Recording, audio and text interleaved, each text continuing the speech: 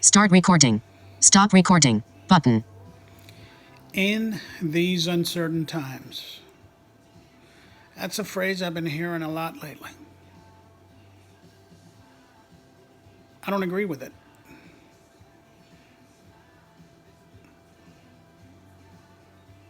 What bothers me is that I'm hearing preachers put in online videos using this term over and over again in these uncertain times. What Bible are they reading? To begin with, I know that we don't know exactly what's going to happen, with this pandemic and in the future.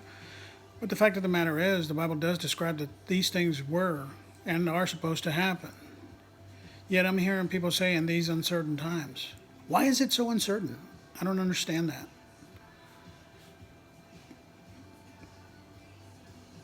Is that how you feel? You don't know what's going to happen in the future? You don't know where you're going to end up at? Are you afraid you're going to get the virus? Are you afraid that you may not make it through the virus? Are you afraid what's going to happen if you don't make it through the virus? I don't feel the same way. See, the way I see it, if I get the virus and I don't make it, it's God calling me home. I have that assurance. However, if I do get the virus and I do make it, God's telling me I'm not done yet. Question is, how do you feel? Can you listen to this and honestly say that you're doing the work of God by spreading His gospel, which everybody was called to do? Or are you sitting here listening to me say this and wondering, am I going to heaven or not? But here, let me be blunt. Are you going to heaven or hell by the life you're living? I'm not going to mince words, because those aren't mine. Those are the words coming from God's Word, the Bible.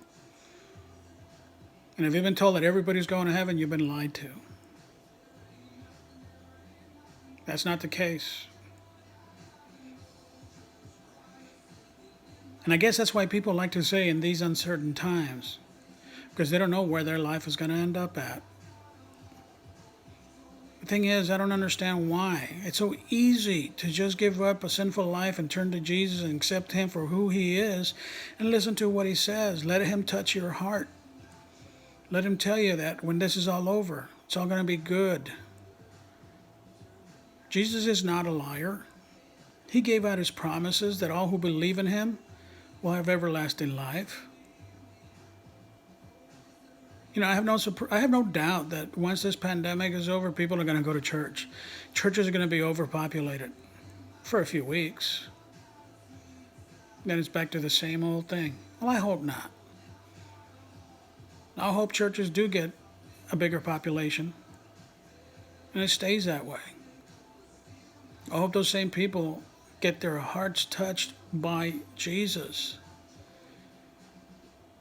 I hope they have the same assurance that I have. But if you don't plan on being one of those people because the fear is gone, there is no longer such a thing as living in these uncertain times, everything is back to normal, you're going to go back to an unrepentant, sinful life, it's your choice. Let me ask you this. Would you rather live in a life where you do have an assurance as to what the outcome is?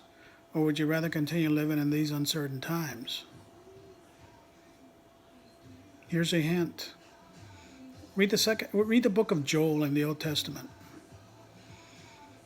It gives a pretty good explanation as to what's happening on today with this pandemic. Your choice. Of course, you can ignore it and still continue living in uncertain times. But you see, I read it, and I like what it says. It explains in good detail. And it just fulfills promises that Jesus made when He walked the earth. My recommendation is, if you continue living in these uncertain times, stop. If your religion is teaching you that everybody's going to heaven, you're being lied to. Religion is a dangerous thing. You don't think so? Find anywhere in the Bible where Jesus said you have to join a religion. You're not going to find it. As a matter of fact, it was religion that killed Jesus. My advice to you is turn to Jesus as a whole, not as a part of your religion, but as Jesus. You'll see your eyes open up. You'll see that there's no such thing as uncertain times when you live your life in Jesus. I do my best to serve my Jesus as much as I can. I'm blind. I can't see. I don't care. I still do my best to spread the word. Mainly because I don't want people going to hell. I like to use the term, the devil knows his days are numbered. So he's taking as many people as he can with him. The question is, are you one of those people? If that sounds too harsh for you, again, not my words. Read the Bible. The devil hates us, whether we believe in Jesus or not. He hates every single human being on this planet. And that's because God has given us priority over Satan, and Satan hates that. Doesn't that make you want to just toss your sinful life aside, knowing full well that Satan hates you? I mean, if you're enjoying your sinful life, let me tell you this. You ever heard of a boring sin? Of course not. The devil doesn't make sin boring. Why? Because he wants to keep you right by his side, and he wants you to keep living in these uncertain times. See, I don't live in uncertain times because I don't stand next to the devil. As a matter of fact, I push him out of the way because I've been given that authority. He stands in my way. He blocks my way. He makes things difficult to keep me from you. But the fact that you're reading this video means that I pushed him aside, punched him in the nose, and kept on walking just so I could get you to watch this video. Just so I could print it, or produce this video. That's the authority that I have. That's the assurance that I have. That every time he comes at me in this quote-unquote uncertain times, I know that there is no such thing. Stop listening to the media. Stop listening to your religion. Stop listening to the world. Start listening to Jesus. That's the way it works. That's the only way it works. The only thing is it's up to you. And just a quick note to any pastors, preachers, evangelists that may be listening to this. Do yourself a favor. Start being wishy-washy. And quit using the term in these uncertain times, because there's no such thing when you walk with Jesus hand in hand. Because he made us a promise that there were going to be no uncertain times.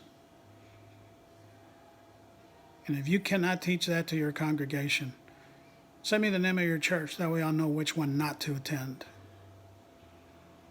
My church doesn't teach that. My church teaches the Bible. I teach the Bible. I speak the Bible. And I'm not ashamed to do it. Why? Because I don't believe in uncertain times.